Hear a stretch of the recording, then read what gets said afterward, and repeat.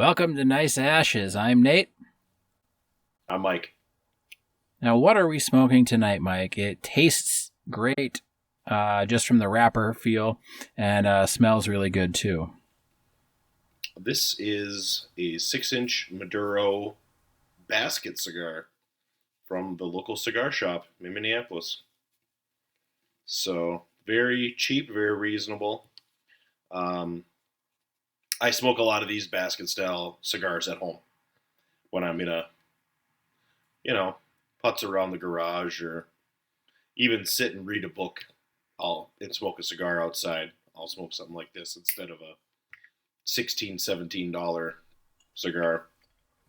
Yeah, I think this was like $5 or $6? I believe so. Mine has a very good draw. Yeah, mine too. I was just trying to formulate some first impressions here. A little bit spicier wrapper. It is. We've been on a spicy kick lately. Yeah. Not just on the show. Spicy cigars. Huh? I said, and not just on the show. Yeah.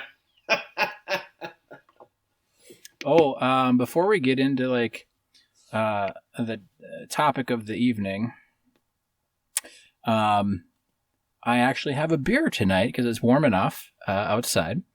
And this beer I just grabbed because it was a beer that I haven't tried before. And it's from a local brewery called Badger Hill down here. But I have to preface this with, I am not a fan of Prince. Okay. Musically. There's like Darling Nikki, great song. But kind of the rest of his stuff, not hugely into it. But this is called Raspberry Parade? No. Is it Parade? I thought song. it was. Is it Parade or Beret? It's Beret. I always say Raspberry Parade because it's about sex. To try to find out the Prince haters from the true people who know Prince and still don't like him. My Sarah's uncle met Prince a lot because they were both partying downtown at the same time. Oh, okay. Prince was famous, and he can't stand Prince. I mean, I'm sure he was a nice enough guy or whatnot. I don't know. He said he was a really nice guy. He just his music just never followed him. He's ruined all the bars. Yeah, just not a music style that I was hugely ever into. But anyway, we're getting off the topic here. Yes, the beer. The beer is from Badger Hill, which is here in Shakopee, a little bit south of where I am, and it's called the Paisley Hazy. And so I've been on a hazy IPA kick, and it's Paisley Park themed or whatever. But I have to tell you, this is like the smoothest, tastiest beer. It doesn't have the harshness of an IPA. It's just so good. Sarah and I both had one, and she goes, it's like drinking water, but very, very tasty water. Have you had Hooey? Have I had wheat? Hooey. Hooey. Hooey. I don't believe so. That's a hazy IPA that's really popular up here. They have it in Crosby and Burndale and all these small little towns up here. Okay. What it's brewery kind of does like that? their main. I have no idea. Oh, okay. No idea. Never asked because they have it at every bar. Had one yesterday at the Pirates Den in Burndale. Passing through the beautiful town of Burndale. For our listeners who don't know, Burndale is a spot on U.S. Highway 10 where you have to slow down to 40 miles an hour. And they used to make manufactured homes, but that business closed, so now they pretty much don't have anything. They got the bar though. They have the Pirates Den gas station bar. Doesn't get better than that. No. Tell you what, my hometown in Wisconsin was so small. We had 89 in my graduating high school class. The only chain restaurant we had was a Subway, and it was one of those Subways that's in the gas station. You know what I mean? Like, it wasn't even its own building. It was just in the gas station. Sure. And actually, I still don't think they have any chain restaurants there outside of that Subway. Somehow that held on. Yeah, it's interesting. But they just opened up a brewery a couple of years back now. I haven't been there, though. But Really? I would be, if I ever find myself there, not much reason to go there anymore. Because my best friend from high school doesn't live there, and then my dad doesn't live there anymore either. He sold the house and moved somewhere else. So. Oh, wow. Okay. Yeah, you really don't have a reason to go back. Which is interesting. Yeah, they do have a really good cheese co-op just outside of Grantsburg. Burnett Dairy Co-op, and they've got really good cheese. I mean, honest to God, when I was in high school there, you walked in and it was like a converted Tom Thumb gas station. And you were like, they didn't even bother to move like the layout. It was just cheese in the coolers instead of sodas. And then behind the counter, you could get soft serve ice cream if you wanted. But they did a huge renovation, and now they've got their own little bistro, and you can get, paninis. They've got wine tasting, and now it's like first class, top of the line. So, sure. So dreams do come true. That's so funny. I have a coworker who's originally from Wisconsin, and he brings back smoked mozzarella cheese from the co-op from his hometown. Yep. I like every town in Wisconsin have a co-op. That's usually for a town to be incorporated, they need like a town council or something. But in Wisconsin, all you need is a cheese store. Cheese store. And then the state government is like, "Yep, we recognize you as a town." Nice. Don't tell that to Roy Cobb. Yeah. We were just talking about that guy at work today. My coworker had a racist encounter at an auto parts store yesterday. So this scraggly, he called him a trailer park looking guy, was eyeballing the clerk behind the counter. And Gary said he bought a bunch of parts. He's fixing up his Corvette. And he's like a young guy in his 20s. He's happened to be black. He's a real nice guy, helped me out, blah, blah, blah. He's like, I have no idea why that guy would be staring at him with the ugly eye, other than he had to have been just an out-and-out racist. Yeah. It's like, holy shit. You don't hear about that very often. No. In the modern world, I had this, I don't know how race-motivated this was, other than it was a white person and a black cashier at the post office here, right here in my town, just outside of Minneapolis. And it's like this short white guy, and he was upset about something that had happened prior, and I'm waiting in line, and he's like, he's trying to play the, well, I was discriminated against card. Mm-hmm. And, the lady behind the counter is black, and I'm just sitting there, and I'm like, I don't think this is going to play out how you want it to play out, my man. But so he goes, well, I'm going to call my lawyer, and I'm going to see if I have to take your stuff or not. And so he calls his lawyer on speed dial, I guess, and which isn't really a thing. You just save your contacts, right? But anyway, calls his lawyer and is trying to explain this whole thing. And he's like really worked up and super heated. And, she did a great job of trying to stay calm and kind of deflate the escalation, the incident. But I was like, man, I don't know many people. I think there's one person I know of that's a friend of mine that would, in an instance like that, call his lawyer on the phone. But you're at the post office, dude. Like, you're not getting good service. Sorry. Like, it's not going to happen. Yeah, not unless you're no offense to like small town post offices where they know everybody's name, they're super nice and all that, but down here, say that. I'm like, unless you're at a small enough town to where you know who the clerk is. Yeah. They probably don't care about you. Yeah. I mean, where, between the post office and the DMV, where are you getting better customer service? I mean, marginally, probably the post office, but. Oh, for sure. James went to the DMV a couple years ago when he moved back to Minnesota. Okay. Got to get a new driver's license. He was in California and Texas for a number of years. And the person behind the counter was somebody that we graduated high school with. And he said that she recognized me and I recognized her, and she still treated me like dirt. Yeah, actually, I hear that goes on your performance review. If you work for the DMV and you're nice to anybody, you get like a demerit. Oh my God. I hope that's true. That would be awesome. That would be wonderful. That would be so good. So I don't know. I may be like a half inch in on this. What I'll say is there's not really bitter. It's not bitter.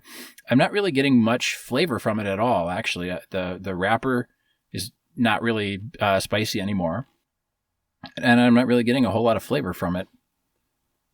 No, it's so very smoky. Oh yeah, Mine there's is more smoke extremely coming out of this. I was kind of like relighting it to keep it even burn, and the whole thing kind of went up in flames, and so I was frantically like blowing out the end. When I initially lit it, the end of the cigar changed colors from that dark brown to kind of tannish. Yeah, mine did too. Like, yeah, I'm actually putting it down. I'm puffing on it and I'm putting it down to let the smoke come off of the wrapper. Yeah. I don't know what that is. Somebody who knows more about cigars might be able to tell us why it's doing this, but yes. Probably the short answer is it's a bin cigar. So right. And it didn't come individually wrapped, so I mean that might have something to do with humidity, dryness. Well, mine's at a perfect humidity. I had mine in my humidor for mine too. Several weeks. Yours you just got not weeks, but 1 week for me. Right. I want results now, Mike. I want them now. I've heard people wait. Some guys will wait 45 days. They'll humidify a cigar that they buy. So you buy them online. I always freeze them for a day or two. Oh, okay. I didn't know. Kill off any tobacco bugs. I just smoke those little fuckers. Just smoke them. I just don't want them to get into my other cigars because I have, quite a few, as you know. Yes. And, so now I didn't know that I should be freezing them. Oh yes, yeah. If you already have a built-up humidor, you want to freeze them because these big cigar, warehouses basically they can't possibly have the quality control of a cigar lounge. So I don't worry about it from a cigar lounge. Those guys are maintaining their stuff at a top-notch level. Yeah. But when you get it from like Pipes and Cigars or something, I always freeze them. Okay. Yep. What about like Tobacco Grove? They've got to have their stuff all kind of locked down. But what about some of these other smoke shops where they maybe specialize in like e-cigars and you go to like Anthony's juice in Uptown. I would not worry. I mean, Anthony's is a beautiful spot. I would never worry about that. I don't know. If it's a real cigar lounge, I wouldn't worry about it. Yeah. Mine had a cigar lounge called the Garage, Tom's Garage. Okay. That closed down, unfortunately, but I would never worry about getting a cigar from him. Yeah. I've never been to a cigar lounge where I was worried about it. I wouldn't buy anything if I was worried. Yeah, that's true. I wouldn't trust like those gas station style glass fronted humidors that you see at liquor stores and stuff. But yeah, that's a little different.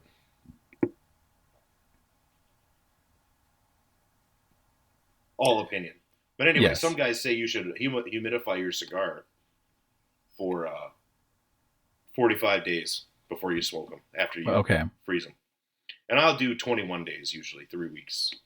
Okay. If I'm excited. I have not been. And, our first episode, we were talking about, you're more of a by the book and I'm more of a not. But I had no idea. So but I don't smoke as much as you. I've been smoking more now that we've been doing this podcast. But sure. I've got some cigars in there that have been in there for maybe 2 years now. I have cigars that I purchased before I left Brainerd when I graduated high school. Okay. Yep. So 2 years. 2 years for you too is your max. 2 years. These young kids, I tell you. Oh yeah. No, so what the heck would that be? 16-year-old cigar, something like that. Somewhere in there, 15, 16-year-old cigars. I have a few that are original from the old cigar shop from town. Okay. So it's interesting that you would mention a 16-year-old because what I kind of want to talk about tonight has to do with a meme, kind of. Oh, okay. But then it has repercussions in the legal system and along party lines and everything else. So, being that we're kind of mostly from the same generation, even if we might not identify fully with the generation everybody kind of labels us. Sure. You've heard the phrase, okay, boomer, right? Absolutely. Yeah. When, there's a boomer and they're doing something super boomerish. The young kids all say, okay, boomer. But the one I saw now was okay, groomer. And it's in response to the Florida's Don't Say Gay bill that passed. I have not heard this. Okay. Well, and I purposely didn't tell you because I wanted to talk about it with you. And I didn't do any research on all the sports ball stuff we talked about last time. So absolutely. So I have not heard about this bill, and I have not heard about the OK Groomer meme. So I'm not the meme lord. I'm not a meme lord like. Okay, not yet. Okay, so just let's sum it up. I'm just going to straight out say I am not a lawyer. I'm not a legal expert. I am not a tax expert. I'm not a doctor. I'm not a physician. Consult anybody professional if I say something that is incorrect. Okay, just throwing that out there for our listeners. Other than smoking is cool. But only cigars, not vapes. But anyway, so the Don't Say Gay bill, they introduced it in Florida. And that's just the nickname it got, the Don't Say Gay bill. But basically, it is aiming to prevent sex education for kids in kindergarten through third grade. So basically saying you can't teach kindergartners through third graders sex ed. Okay. But what that has now kind of transformed into is the LGBT plus community has said that they are trying to hide transgender and alternative sexualities from children. Okay, so basically the liberals have billed it as a Don't Say Gay bill. So if they pass this bill, it means you can't say gay in Florida, to garner support for their side of the issue. The other side now that says no third grader should be being taught anything about sex from a public education, from a school.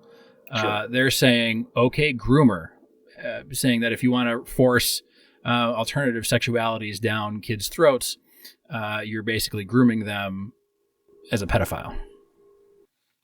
Okay. So maybe I should have given you a little heads up that it was going to get dark pretty fast. This is interesting. I'm drinking Guinness right now. I'm drinking Guinness and the green labeled Bottle and Bond whiskey. And this is darker than Guinness, I can tell you that. That's pretty dark. So, not being one to leap on either side, and me mostly hating both sides, politically speaking, I did some research, and typically in America here, sex education doesn't start until 6th grade. So like 6th through 12th is basically when you could expect your child to go to the quote unquote sex ed, let's put condoms on bananas type of thing. Really? See, I had sex ed in 5th grade, and then we had health class in like 6th, 7th, 8th, 9th grade, and they had a little 1 or 2 day unit on it, Yeah. Not to make a reference to a penis, but yeah. I mean, a banana is one thing, a penis is another thing. Right. Yeah, so I had sex ed by the principal in 5th grade. And the girls got separated out. Phrasing. Yeah. They separated the boys and the girls out, and they had a female teacher teach the girls about periods and preparing them for the inevitable. And then the boys were, I don't even remember what it was. I think it was a little bit of condom talk, and yeah, it was mostly about all the going through puberty, like prepping us for the fact that we're about to enter puberty. Yep. Well, that kind of when you said you had sex ed by your principal, it reminded me of one a favorite joke that I have is that I was blessed with a massive cock, but unfortunately that cock belonged to Father O'Malley. Oh my god. Okay, so anyway, but the point is that there's a certain age, typically, that our society deems correct or too young to be talking about sex things, to just sum it up. And I think, 6th grade, 5th grade, somewhere in there, that's about when you start, bodies start changing, hormones start going. Again, I'm not a doctor. And it's different case-by-case basis. So I think, it makes sense to have it at that time because it was at the end of 5th grade year for me. But it makes sense. You want to prepare, young people for the inevitable, right? It's inevitable. It's going to happen. Yeah. So I was curious because, if you read the media about it, it's the Don't Say Gay bill, and they're all, backwards hillbillies in Florida. And that's a whole different topic, whether or not the Floridians are or aren't. But, when you actually look at what the bill was saying, because I heard the OK Groomer, and I thought, well, that's hilarious as a response to it. And so I thought, well, why don't I look it up and see what that bill actually is? Not living in Florida doesn't really bother me because I don't live there, and I don't plan on living there, and I don't plan on sending my daughter to school there. So, but when I read it and they said they just don't want kindergartners through 3rd graders getting sex ed, I thought, well, that seems reasonable to me. It's well within the lines of reason, as far as I can tell, especially if they're actually doing that, Yeah, and I mean, I have no idea because, like you said, it's been 16 some years since either of us have been in school. High school or middle school is longer. Right. It's been 20 years since we were in middle school. Yeah, and so my initial thought... I entered high school 20 years ago, right? So. Yeah. So my initial thought, just as a person, was, well, I don't want my parents talking to me about that stuff, because it's awkward. It's weird. I don't want it. But as a parent, I'm thinking, well, I don't want some school official talking to my daughter about that stuff. But it kind of comes down to like parental responsibility or personal responsibility. Like that stuff's out there. Sex stuff is out there. I heard about sex like on the school bus. Some other kid had the talk with their parents and then told the rest of the school. So we all knew about it, before 6th grade. I'm not saying that's right or wrong. It's just, it's out there. And I think, and we didn't even have cell phones back then. So we didn't have the internet. So it's not out of the line of reasoning that a lot of these kids before 6th grade are going to know all of this stuff anyway. They certainly will. They'll learn from their peers, and it'll probably be misinformation. Yeah, I mean, maybe not the safest way to do stuff, not the best way to do stuff, but I mean, they're going to have ideas and they're going to have things in their head, about it. But I thought it was interesting because, the media just makes it out to be the Don't Say Gay bill. Sure. And then the other side is like, they're calling... so the liberals are saying, oh, don't say gay. You don't like anybody that's not heterosexual. And then the other side is saying, well, you're grooming them for sex. So it's kind of like gets back down into that area where it's like, if you read the bill, it seems fairly reasonable to me, regardless of anybody's sexual orientation or gender, that, kindergarten is probably too soon. I would say that, I'm thinking about this, and this boils down to, and I think we've talked about this before. We both grew up in the post Cold War era, and yes. In the 90s was a lot of our formative middle school, teenage years. Pogs. Yeah, Pogs and Pokemon, which I never played Pokemon, and Yeah, Magic the Gathering.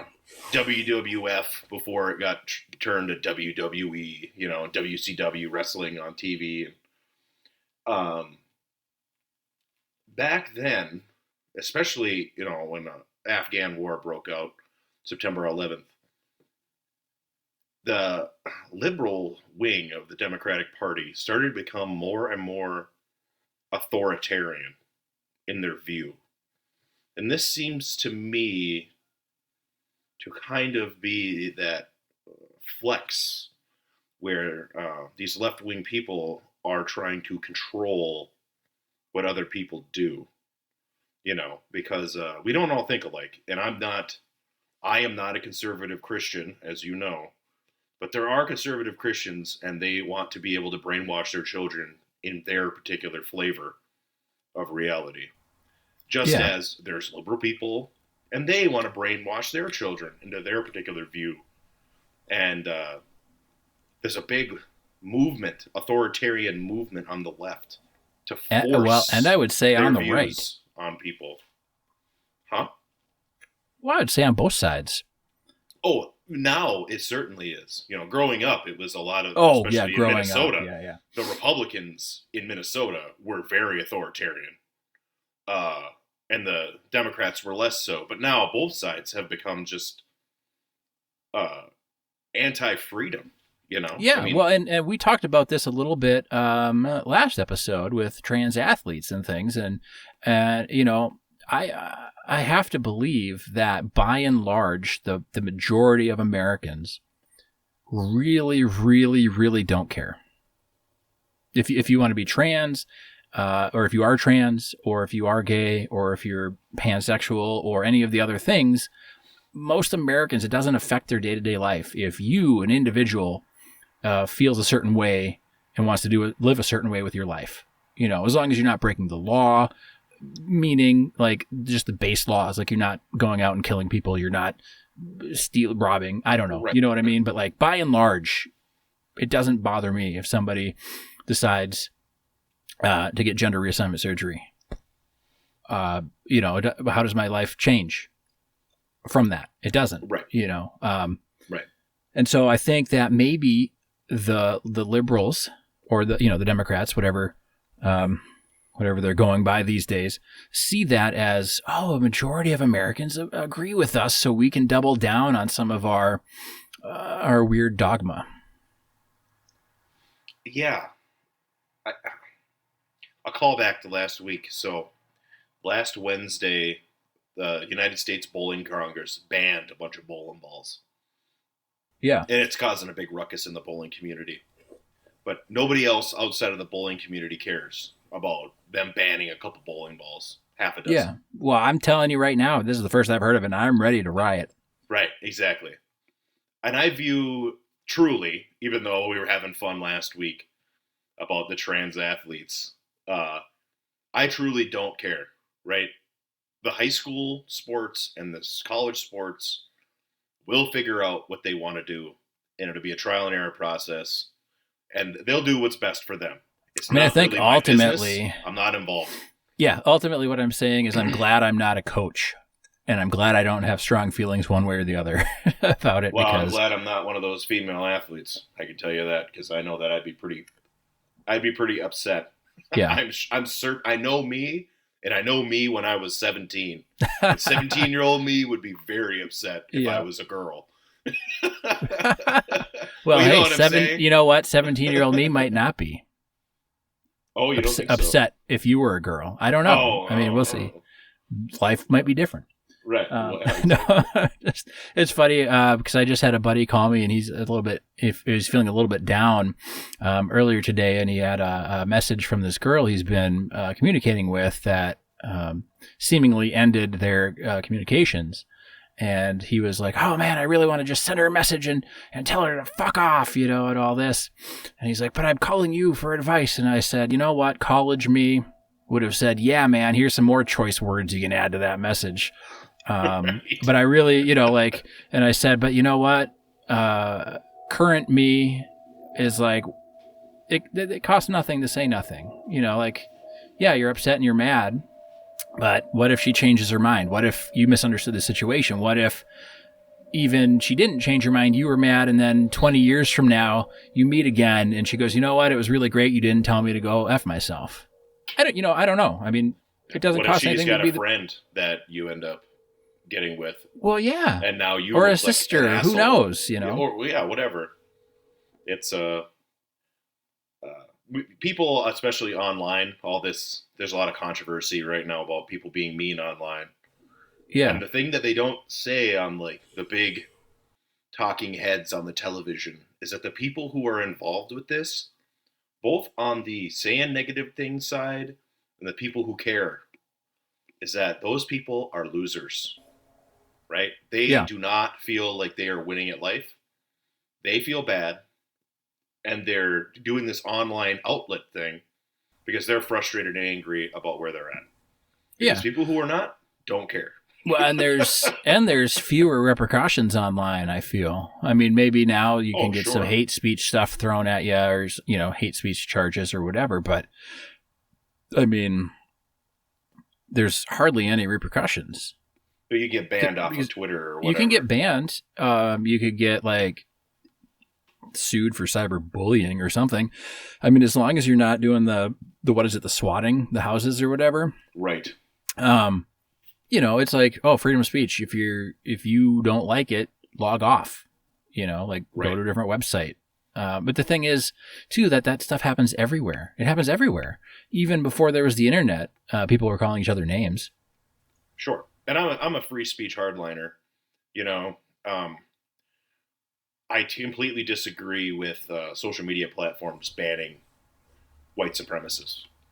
The best thing for the white supremacists themselves as individuals and for our society is for them to spout their stupid nonsense and then to have that addressed by, like, Cornel West. One time.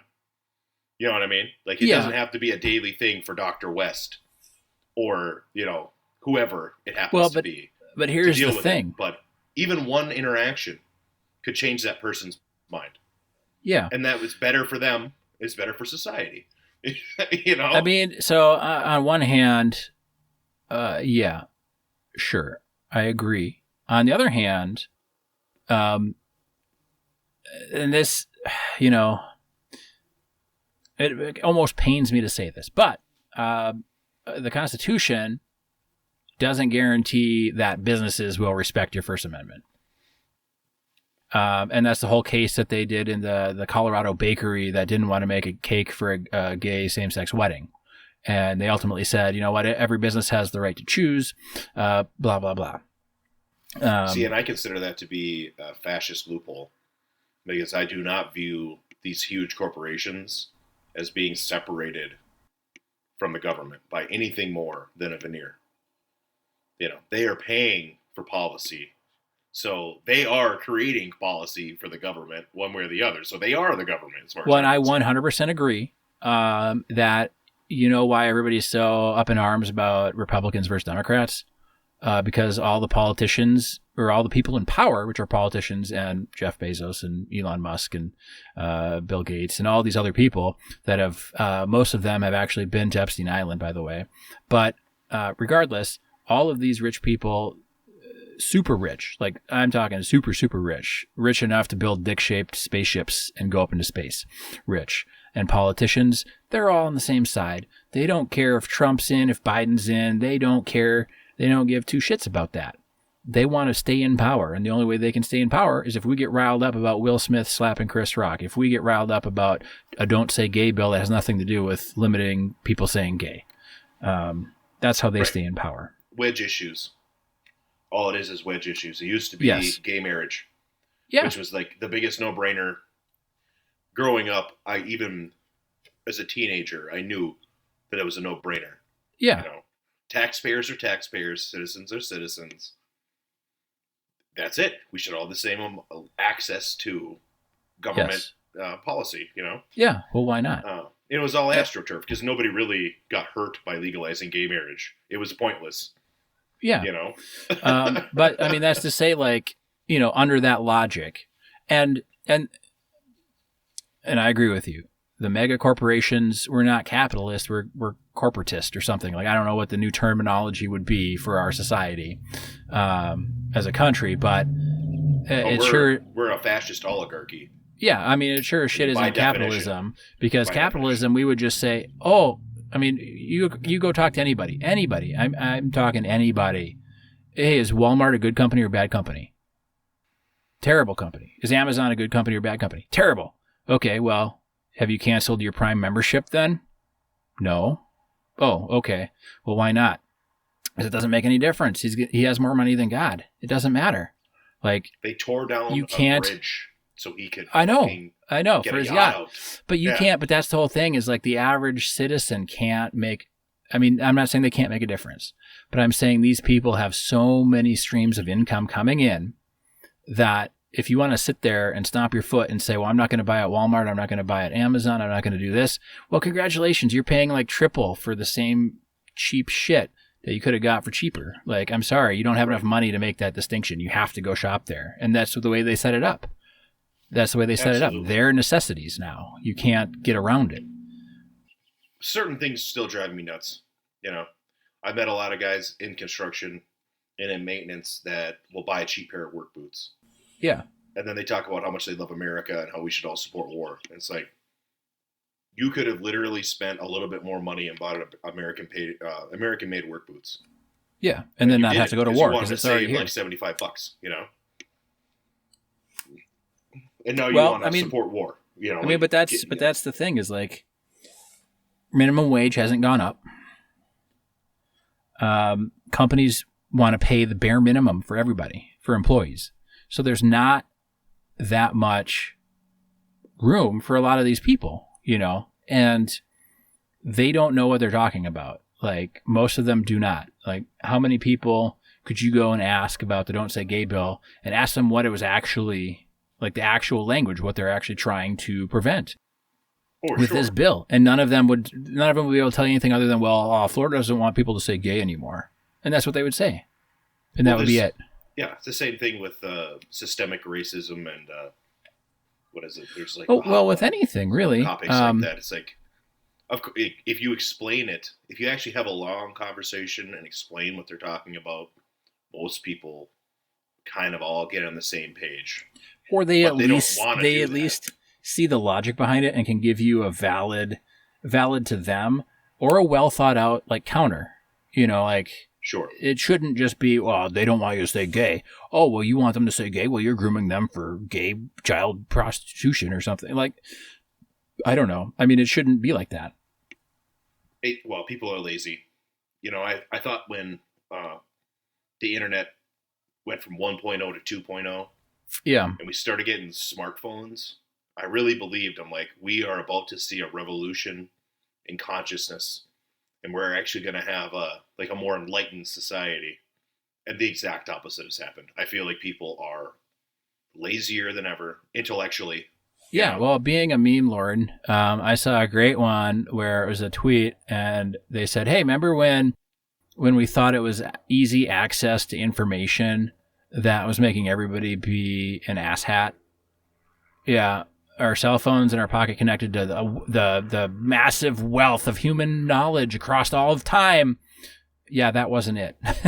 You know, like access to knowledge and information. It doesn't matter if you don't know how to use it. You know, and it's crazy because, like, my parents were always like, "Well, don't believe everything you read on the internet," and then they'll post all these weird Facebook things, and it's like, what?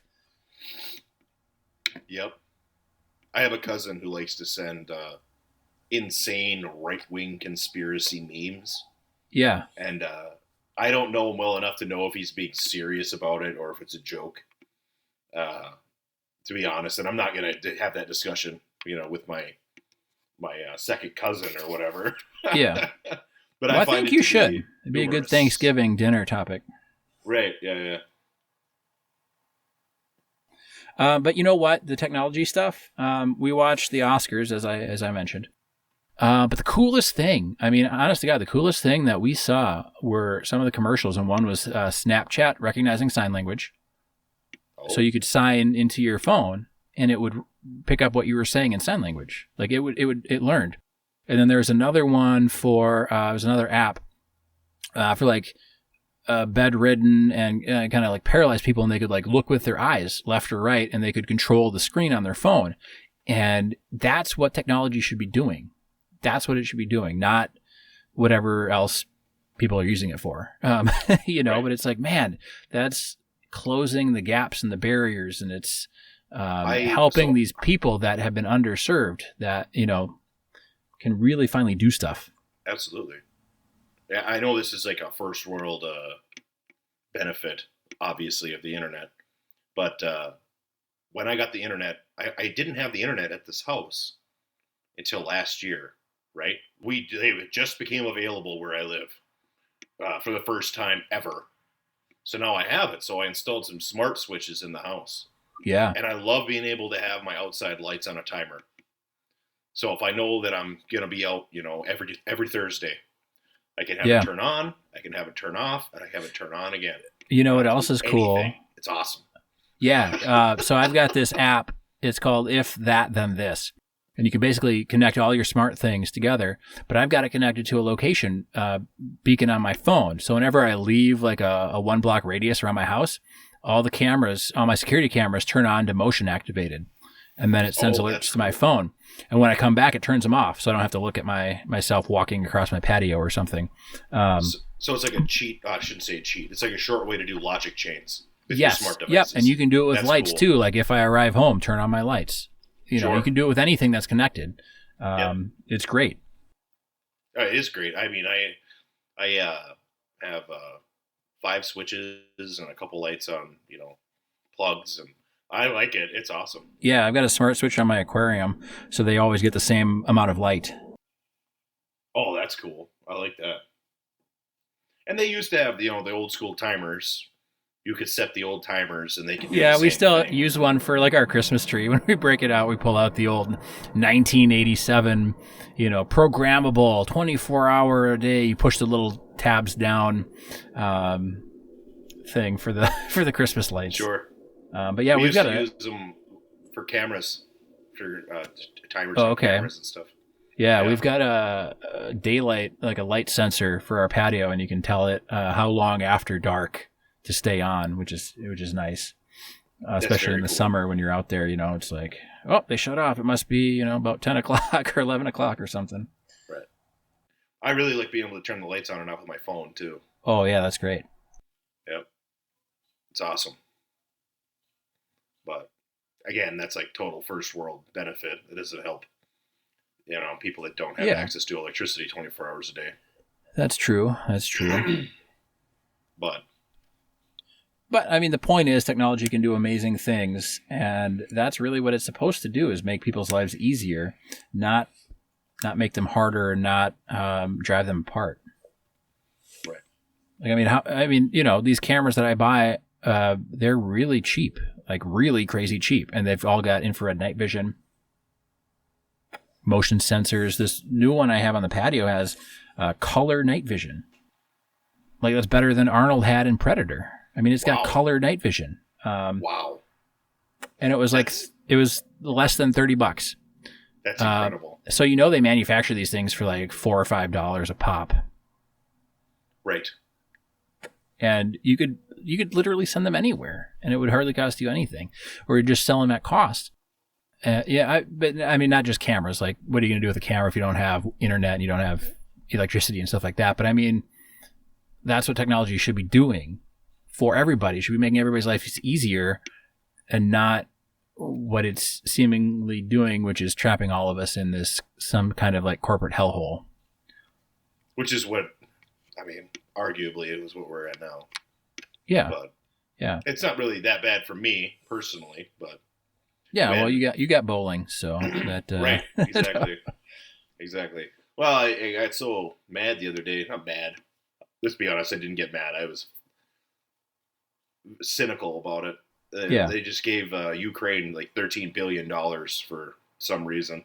Oh yeah. And I don't know. There might be a war there or something. Well, there's a war, but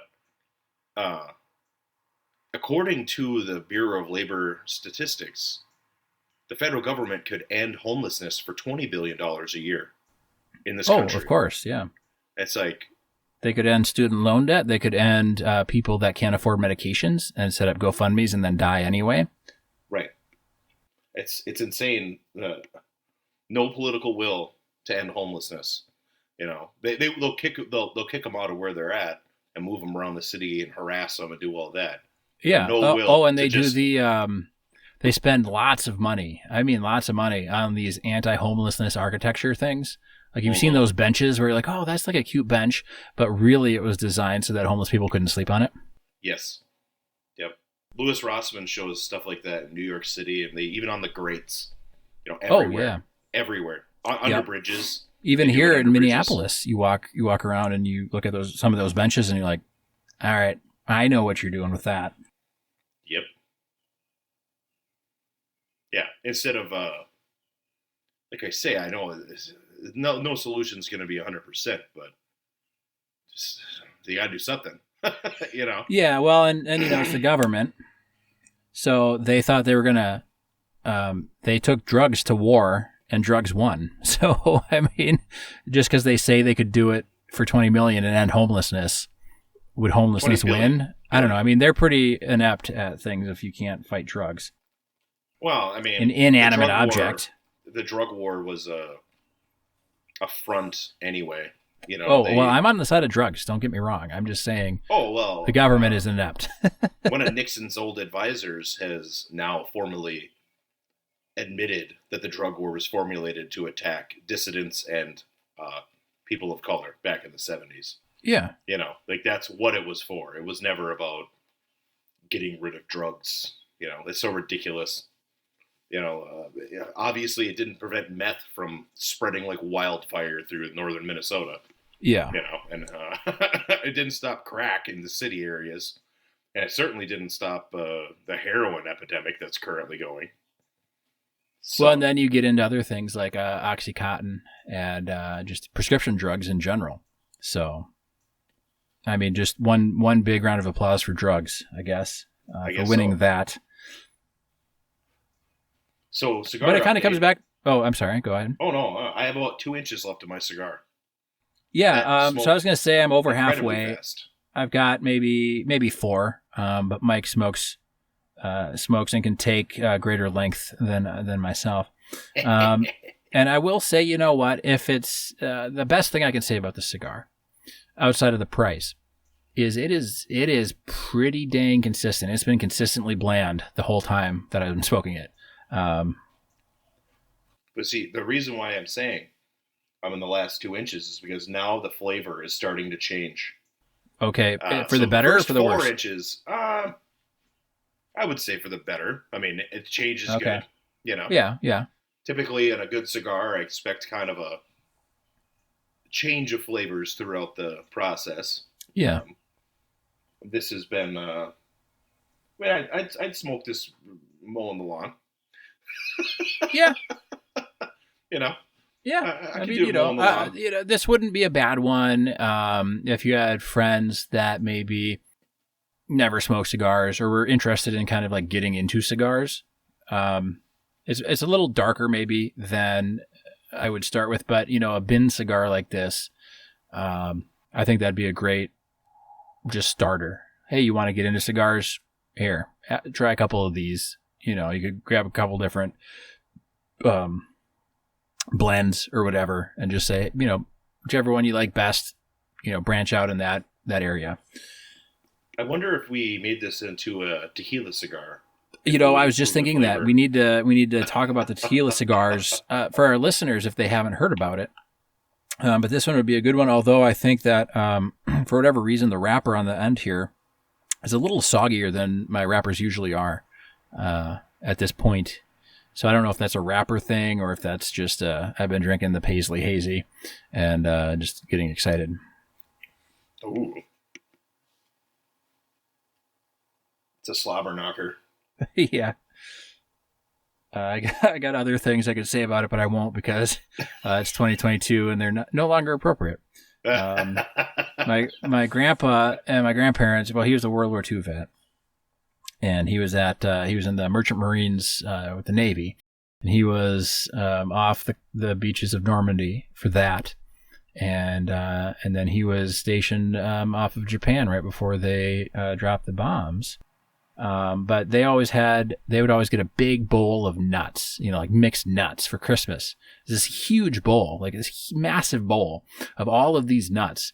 And it was exciting as a kid because, as a kid, you really only know peanuts, maybe sunflower seeds. But these were, walnuts and things I still don't even know the names of, the true names, because there were some that had some very, very racist nicknames that he would call them. But, I don't know. It wasn't really like a hateful way. It was just, hey, grab me one of those, expletives. And you'd be like, oh, okay. And you go and grab it. And it was a tasty nut. But that's not what it's called. And so, I may never know what it's called. My grandfather was also a World War II vet, and he also got nuts for Christmas. And I also heard those terms. Yes. And I believe I think we're talking about the same one. Nuts. You're talking about Brazil nuts. Okay. Yes. Some kind of... My mother made sure to tell me the real names of the nuts because, she was a school teacher and a nurse. She was worried you were going to find yourself at a cocktail party at a young age and say an inappropriate thing. Well, there's many electrical components when I was an apprentice that I did not know the real name to it. It's like, oh, grab me that donkey dick. Like I didn't know what it was called. A flexible, explosion-proof fitting. Yes. But donkey dicks and horse cocks and other less appropriate names. Yes, other names that even Mike and I will not say on a podcast. No. I when I became a journeyman, they started sticking me with female apprentices. Okay. A lot. For various reasons, mostly because I wasn't going to sexually harass them and I wasn't going to allow them to, slough off. I'd make them work. Yeah. And a lot of the older guys didn't feel comfortable with that because they're, creepy skeezy. A little bit, I'm sure.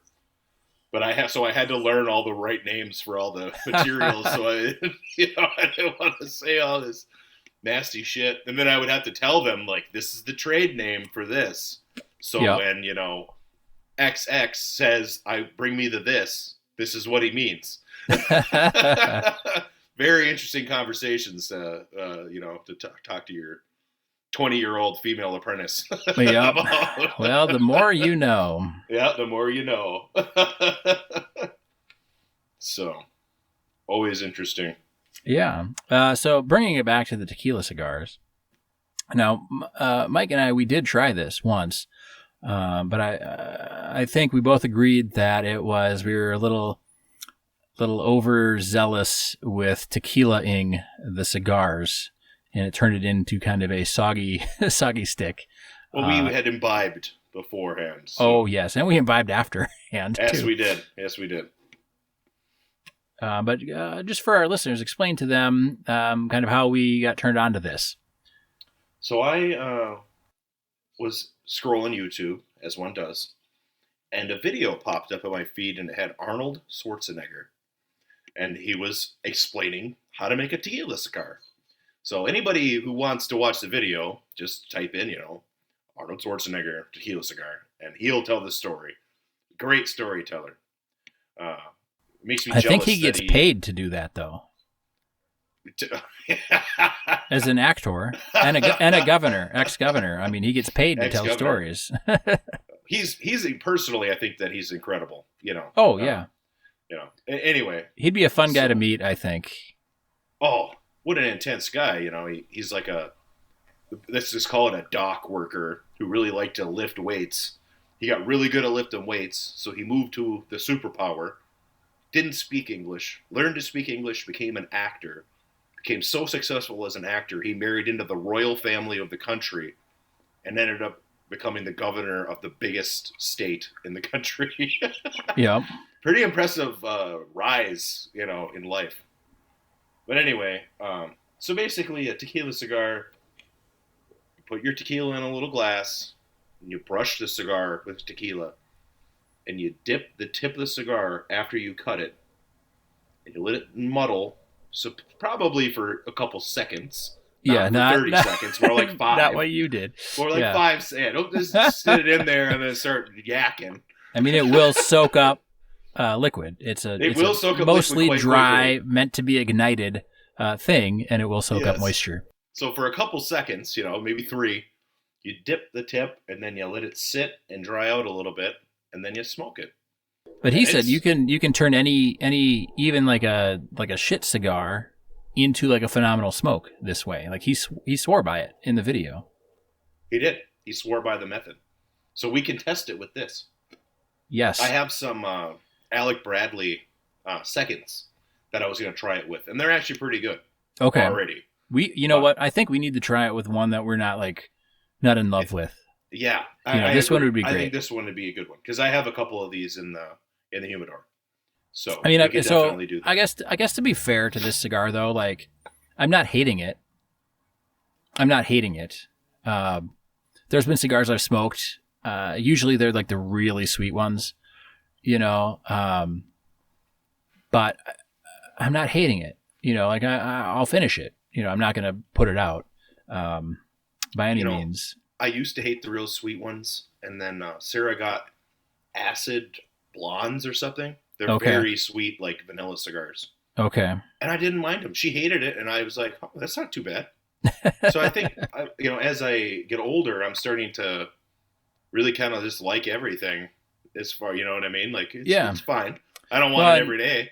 No, yeah. And I think it really comes down to like, not just the cigars that you enjoy, but which cigars do you enjoy for which things you're doing. If you're drinking a really dry drink, maybe a sweet cigar would be the way to go. If you're mowing the lawn, this cigar might be the way to go. It pairs well with Guinness. Yeah, it pairs well with this, the Hazy Paisley or whatever. So, for non-Minnesotans, the Paisley Park is Prince's residence / recording studio that they've now turned into a museum and tour destination. You can go and tour it. But that's the name Paisley Park, or Paisley Hazy. They named it after that residence. Yes. And actually, Sarah and I went to Paisley Park after Prince died. This is before you could actually go in, but we went and saw the big mural that people had created on the chain link fence around it. They went and put their own, artworks or Prince memorabilia or whatnot. But we were close and we were like, I don't know, let's go check it out. It's a one-time thing. And it would be neat to go and see the recording studio, the setup and all that. Even as not a fan of his music, it'd still be neat. Oh, absolutely. Was a big musician, so. Yeah, and he was a huge musical influence on tons of people. And did things to further, non-white musicians and other things. So, he's a Minnesota legend. Yeah, not slamming the dude. And you know what, Bob Dylan, not really a fan. I'm just going to come out and say it, as long as I'm saying things I'm not fans of. See, and I like Bob Dylan. But I, being from the Northern Territory, I grew up with a lot of folk music. A lot of folk musicians around here. They like to wear their lumberjack shirts and, Well, and I enjoy folk music, but I think like Bob Dylan is the mumble rapper of folk music. So I don't know. I mean, he's got some good songs, don't get me wrong, but I don't think I'd ever sit down, and maybe I would after a couple tequila cigars, but I don't know if I'd sit down and be like, I gotta hear this Dylan record, part 1 to the end or track 1 to the end.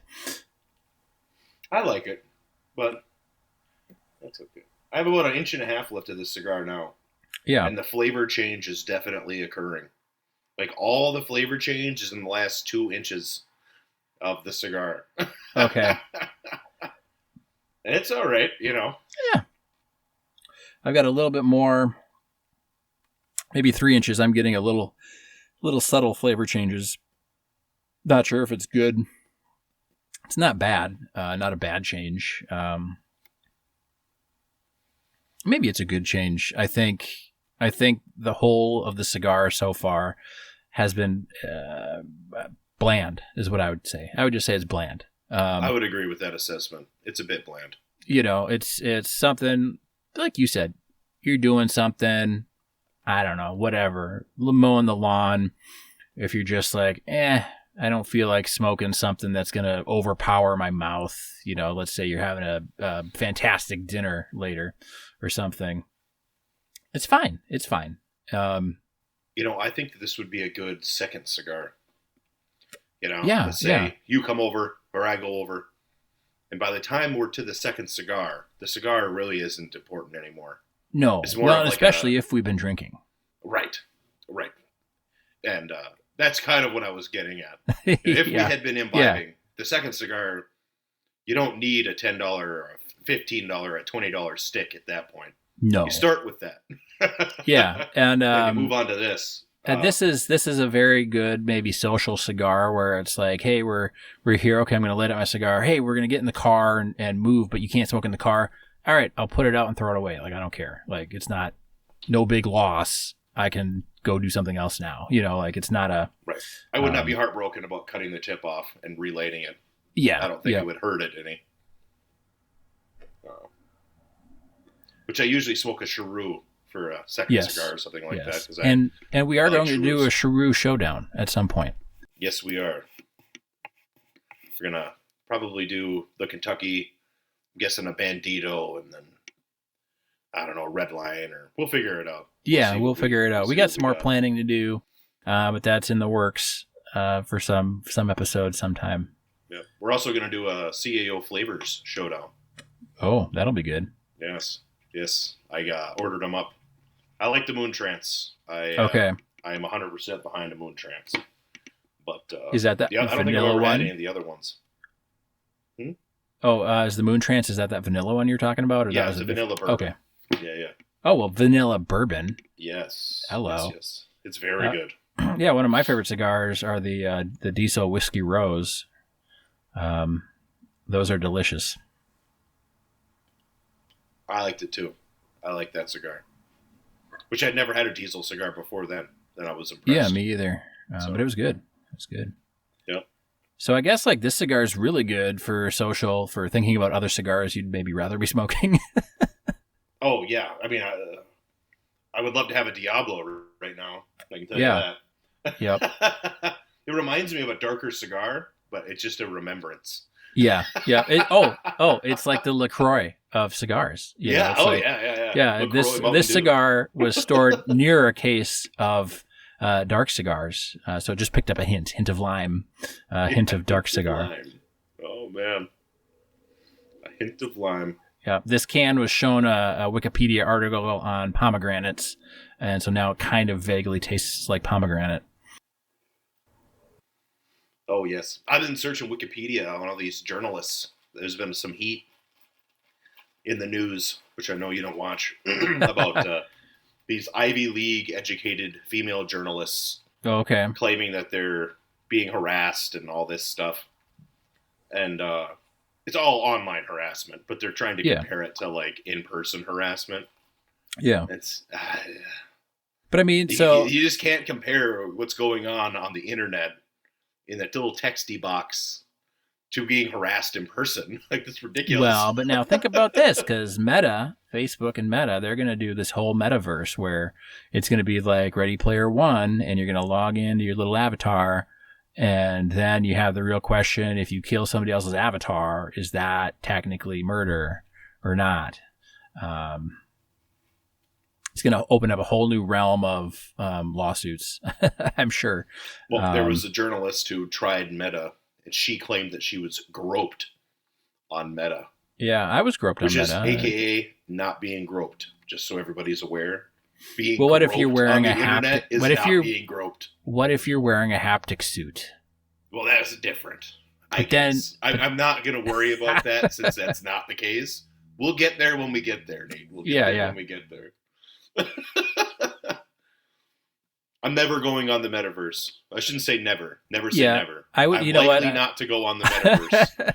I would really rather not go on there, but I don't know. I don't want to be necessarily that crotchety old man that doesn't enjoy technology, but I was on Facebook when Facebook first opened up to other colleges, because I was in college, and then they opened it up to like high school kids, and we were all like, oh man, it's going to be ruined. And then it opened up to everybody, and it totally was ruined. But, I was on there quite a bit throughout college, and even shortly after graduating college, and posting opinions and trying to debate people online and stuff. And now it's like, I go on and I can see pictures of my niece and my nephew and my family members. And I went and not this last election, but the election that Trump won, I went and muted a lot of the stuff that my dad was posting. So now I don't see any political stuff. So you can customize your feed so you don't see the stuff that like you don't want to see. But it's not like, why would I go on there? I can, play with my daughter. I can go outside. I can smoke a cigar and talk with you. I don't need to be on there, So I don't know why I would want to go on Meta.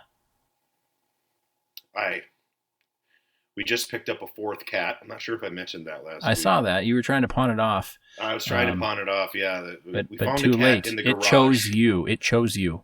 It really did. We took it to the vet and got the cat shots and a checkup, and she had some mites in her ear or whatever. Yeah. And now it's like, 4 cats and a dog. It's like, geez, Grace. I don't have time to go online. I have pets to take care of, And bowling to bowl. And bowling and work and my parents and everybody. People need to focus on their own lives. I know Jordan Peterson's heavily criticized by a lot of people for a lot of reasons, but, people should focus on their life. Like, you're in it for you. You know what? You only get one shot. So if we get to the point, if we get to the point, or when we get to the point where we can have a little merch shop for nice ashes, I want a t-shirt that says, I was groped on Meta. Yes. I like it. I mean, I don't have to tell them it was myself that did it, but... Well, right. Well, self-groping has a different term, I think, but... Yeah. Well, and it's kind of the same thing with like AI or robotic servants, that you sometimes see in sci-fi flicks and things. But, is there going to be... I'm sure there will be lawsuits about, my AI sexually abused me. Because you read these stories about scientists or developers feeding their AI, like, I don't know, hundreds and thousands of pages worth of like Twitter feeds, and they become these racist, like antagonistic AIs. So I don't know. I would like to see the data, which I'm certain that they keep track of. But I would love to see the data on how many people are rude to their smartphones and their their devices. Smart devices, Yeah. I'm occasionally rude to mine. Siri, especially. Not Alexa. Alexa's pretty good, but Siri is... She's pretty Siri good. does not understand my accent. I don't understand your accent, so that's not a Siri thing. No, I swear to God, Siri does not understand my accent. She does not. I did the whole tutorial and everything. It's like, you just don't understand what I'm saying. Yeah, I get mad at my Alexa sometimes because she'll keep wanting to tell me, like, did you know you can also do this and this and this and these 5 other things? And it's like, that's not why you're here. Like, I don't want that. I don't want you to do that. I don't want you to give me, deal updates. I want you to tell me the weather every morning and play music I like. That's it. Lately, my Alexa's been asking for reviews of products that we've purchased on Amazon. Oh, okay. And it's like, I've done a few in-depth reviews on products. And I think that's why they're targeting me, because I've done a few reviews, with pictures, staged photos and like in-depth answers about things. And it's like, that's why they're after you. Yeah. They need new content. You're doing Jeff Bezos's work for free. Well, when it comes to certain things, I like reading good reviews. So if it's something that I really like, I'll write a good review. And if it's something I really hate, I'll write a detailed review. Mostly they're positive, but occasionally I bought a ear protection that also doubled as a amplifier for hunting. Oh, it's like a little earbud. Worked one season. $180, worked one hunting season, and I wore it to work a couple times. So maybe 4 or 5 months, and then it stopped working. It's like, that's trash. Yeah. Well, that's the crazy thing. Like, hearing is so important, and it's been a long time since I've gone hunting, but I would definitely want to get some sort of hearing protection that would do that. That it would shut off when I fire. Absolutely. I'm a big proponent of that myself. So I've hunted a lot, and yep. Yeah, you got to protect your hearing. It's just the way it is. We, Sarah and I, we both have, I don't know, they were maybe like $12, $16 on Amazon. They're called downbeats.